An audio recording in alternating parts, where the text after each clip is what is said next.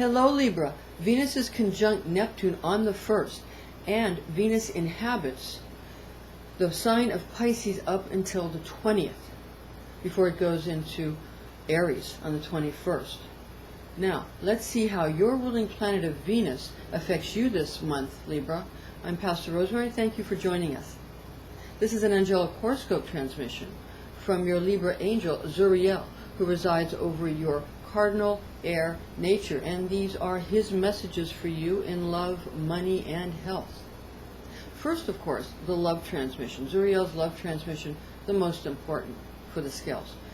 Okay, now when Venus is conjunct Neptune on the 1st, your relationships with Pisces individuals, your either family or very close friends, or romantic relationships with Pisces individuals, is going to be very good. And that's accentuated by the fact that your ruling planet is in the sign of Pisces until the 20th. So you're going to feel right at home. Now on the 3rd, there is a snow moon, a full snow moon in Leo. So Leos are going to be a little kooky on the 3rd because of the full moon in Leo. All right? Now, the moon is going to oppose Venus on the 6th. And when that happens, your friends that are Cancer and those with Pisces moon might begin to get a little, it might seem a little competitive, a little hostile, a little competitive. And this is going to affect you emotionally, although not very practically. And of course, since the moon is so changeable, it's not anything to worry about because it'll go the other way very quickly, right? All right. Now, on the 8th, Venus is sextile Pluto. And that's going to put you into good relationship with Scorpio, Libra. That's sextile Pluto. That's on the 8th. On the 22nd, Venus is conjunct Mars. And when Venus is conjunct Mars, again, Scorpio individuals and you are going to get along very well. You're going to get along famously on that day. That's the 22nd. On the 24th, Venus is trine Saturn. On that day, that's a day when marriages and home relationships, you know, just anything at home, family, spousal relationships, significant others, those relationships are going to come under very good scrutiny by the planet Saturn, which governs law. But it's not a hard or difficult angle. It's a trine. It's a good angle. So this will help you. And people who are Aquarius or Capricorn are going to be very attractive to you on that day because their mind works in a very stable, law-abiding manner. So that'll be very attractive to you. And people with their Venus in Aquarius or their Venus in Capricorn are going to become attractive to you because the fact that your ruling planet Venus is residing and transiting through Pisces until the 20th, you might start to feel, because Pisces is mutable water, you might start to feel like you don't have a solid footing, so you're going to want something more solid. Okay. Now, your money matters. Of course, now that affects your marriages and your spousal, what we just talked about. But in the money matters, here's how it's going to affect your money matters this month. So this means that when Venus is conjunct Neptune, money matters are going to be, you're going to be attracted to what you believe in. And you're going to be attracted to what things that you can hold in your hand and what you believe in. You're not going to want so much just ideas. You're going to want something you can hold in your hand. And that's to make you feel secure. Again, because immutable water might start to make you feel a little insecure. Like it's slippery or something. Okay? Like a fish, yeah? Pisces, the fish, slippery, right? Now, because you want your scales, you want a balance. Now, on the full snow moon in Leo on the 3rd, Leos are going to be fun. So for you, Where other people might want to avoid Leos on the 3rd because they'll think they're kooky, you might actually think they're fun. So you might want to go ahead and financially work with Leos on that day, on the 3rd, all the way to the 6th. Okay, on the 6th, the moon opposing Venus. When it comes to money matters, just don't put your money into anything that just because somebody got you emotionally high, that isn't going to last. Like this is an emotional high, that won't serve you unless you got a lot of extra cash to throw around. And if you do, that's fine. But if you don't, then you want to avoid those kind of emotional highs that are just sugar rushes on the 6th, okay? And it'll come at you in a angry way, like, okay, we can help you get retribution financially on the 6th. Don't fall for it. It won't help you, it'll hurt you. All right. Now, Venus sextile Pluto, that's going to be good for situations where your home life or what you're attracted to for committed relationships is going to be put in a good alignment for financial gain from things, from home projects or real estate.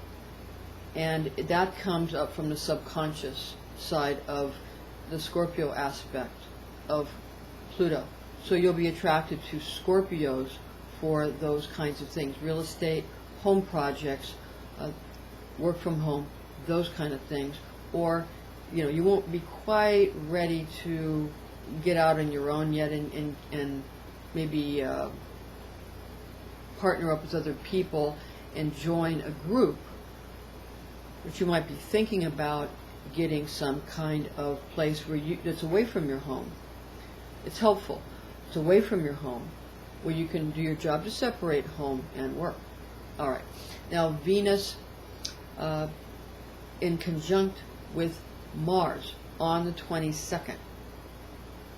Venus conjunct Mars on the 22nd puts you in a good situation again with Scorpio and Aries. And on the 21st, your ruling planet of Venus goes into Aries. So that's a day, the 22nd, when you're going to get along very well with Aries and Scorpio, and you'll do well in financial situations with them. And that's a good day for any kind of dealings with money for things like healthcare.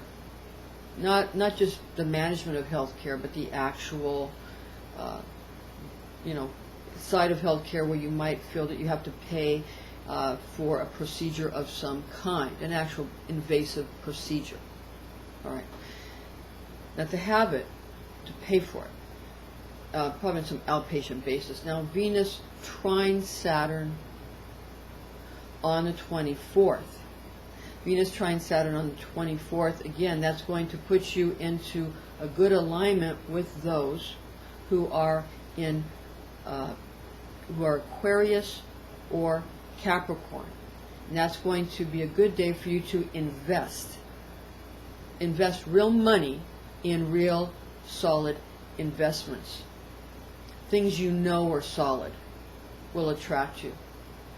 Now, don't let the mind get too crazy with all the vast array of choices out there. Choose things that are solid, things you trust, things you buy, things you like. Not some crazy thing that somebody has some great idea about. Just stay very focused and very down to earth. And the Capricorn aspect brings you down to earth. That's good. Keeps you grounded and sure-footed. Okay, Libra. Now, there is a new moon in Pisces from the 19th to the 18th, when Pisces individuals will feel rather empty, especially people with their moon in Pisces. People with their moon in Pisces, or people who are Cancer individuals, will be feeling very empty on that day, and they may come to you for balance.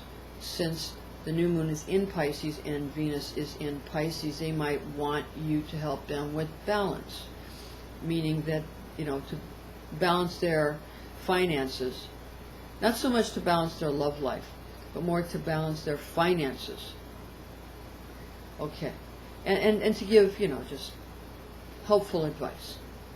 Now for your health transmission from Zuriel, Zuriel's health transmission.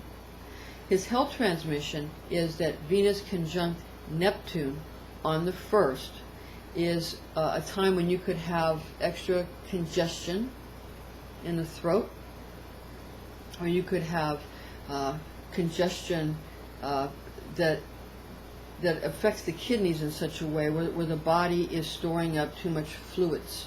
This month, in general, the body could tend to store up too many fluids because there's a lot of these aspects this month. So for you, it might be in the throat area, in an edema kind of situation, because congestion isn't just about the lungs or about the respiratory tract. It's also in the skin. It seems like this month the skin is going to be having problems with edema, where there's swelling. All right, so you want to be careful of those kind of things. But on the 1st, there may be some, even though that's a positive aspect, too much of any good thing can get you into trouble. So just do obvious things like watch the salt intake and the sugar intake, but just watch too much of a good thing. Okay? All right, now, the snow moon in Leo on the 3rd, that will actually help, because that brings the light and heat of the sun in to kind of maybe help with some of the overly yin aspects of this month for you. Venus sextile Pluto on the 8th, that might give you some of the same types of problems in the reproductive organs and the sexual organs and with sexually transmitted diseases. So just be very leery, even though it's a positive aspect. Again, too much fluidity is a time when you can transmit disease. So again, be careful of that on the 8th. Even though it's a good sextile Pluto, be careful of that. On the 18th to 19th, on the new moon, 18th to the 19th, in Pisces again, a time when you may feel that you need to just release a lot of the fluids in your body. That's how, even though that's can be difficult. Here it's positive, because for you, because your Venus is in Pisces, you can drain out the fluids in your body, and you can do that with medicinals, whatever, or Ayurvedics or whatever. However, you can also do it by just simply releasing emotion. Just release your emotion and holding on to emotions from the past, release it. And as you do that, the fluids drain out of your body in an amazing fashion. Okay? So that will be very helpful for you during that time, and it'll work for you during that time. And that's suggested in Louise Hay's book, Heal Your Body, published by Hay House. Very excellent book to have. Now, moving along to the 24th, Venus trine Saturn. This is a day when you're going to be in a good alignment with your genetics. So anything that you have a natural strength in, you want to accentuate physically, in your genetics. If you're naturally strong at anything, on that day you want to go ahead and make sure that you accentuate it on the 24th. And any weaknesses you have, just ignore them, because they'll be strengthened through you strengthening your good points and your genetic positives. All right? That's Venus trine Saturn on the 24th. Now, Libra, for your afterglow. And just, and one more thing, this month, on the days when you feel strong, go ahead and feel it's okay to push yourself a little bit. But on the days you don't, be careful of the cervical spine and the lumbar spine. And also, the throat and the kidneys are areas because it's these chakras, the throat chakra, yeah, and the belly chakra, the lower belly chakra on those days. Okay, so now for your afterglow, we'll just go over the important. Remember that your ruling planet of Venus is in Pisces until the 20th, and from the 21st to the 28th, Venus is in Aries. Okay? Venus conjunct Neptune on the 1st. There's a full moon, a snow moon, on the 3rd in Leo, which will be helpful for you. And the 6th, the moon opposes Venus. On the 8th, Venus sextile Pluto.